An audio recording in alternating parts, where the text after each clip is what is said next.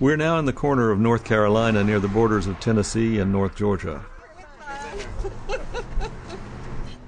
We're going to meet some cousins I've never met before because I'm looking for the grave of William Tecumseh Sherman Dickey.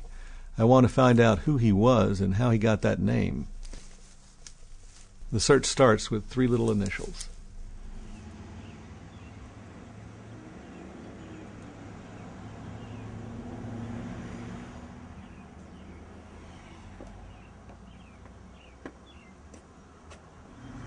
The building committee for this church had 3 Dickeys on it. John R. Dickey, looks like H.G. Dickey, and then W.T.S. Dickey.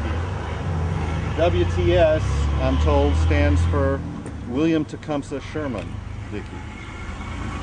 And what I hope that the Reverend will be able to tell me here is something about William Tecumseh Sherman Dickey, when he was born and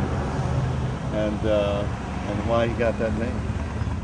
There's W.T.S. Dickey is out there on the plaque. And I was told that that stands for William Tecumseh Sherman Dickey. I'm not sure, but which is a real rare name in the South, especially in Georgia. She could probably tell you that. And I thought that was... There are Confederate flags flying all around the Mineral Bluff Church.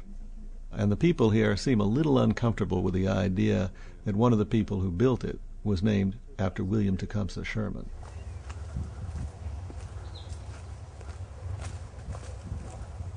Maybe we'll find at long last William Tecumseh Sherman Dickey in this graveyard, even though nobody wants to know about it.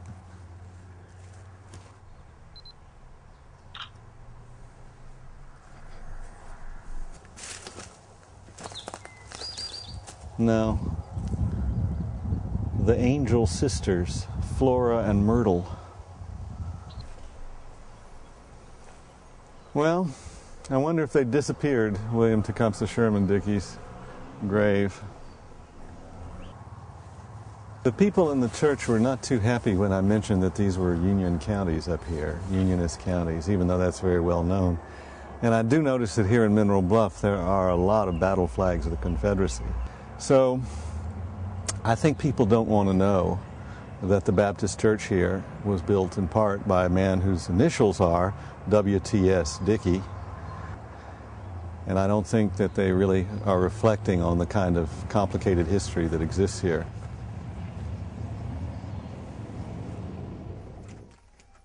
Pat? I'm Pat. I'm Chris. Hi, how are Having you? trouble finding.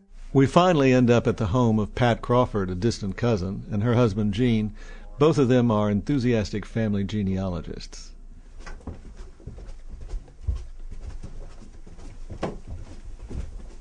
There's the family. Yeah, here we go. Your 4th great-grandparents. Oh, this is getting way back. When do we get to like a King of England or something? John Brady's kids. Yeah. Here they are. There they are. William, there you go, right there. William Tecumseh Sherman. And William Tecumseh was born 1862. I bet he was born a couple of years later than that. It's unusual that a Southerner would name the child William Tecumseh after Sherman, who marched through Georgia. And right after he'd marched through Georgia. Yeah. That's some information there we should take with you that might be helpful to you. That's great. That's just what I was looking for. Yeah.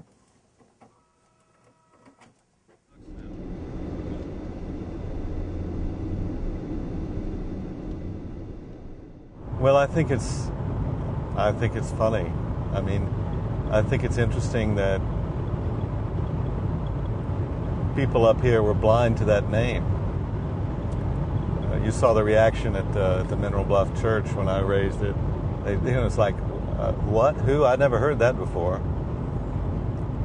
But there you go. And there's almost no data about him, even in the computer. Has him born in 1862. I think the chances that he was named after William Tecumseh Sherman in 1862 are nil. And then he died in 1937, but I don't know where. But I think I've spent enough time looking for my great-granduncle's roots now. He'll just have to be another one of those family mysteries.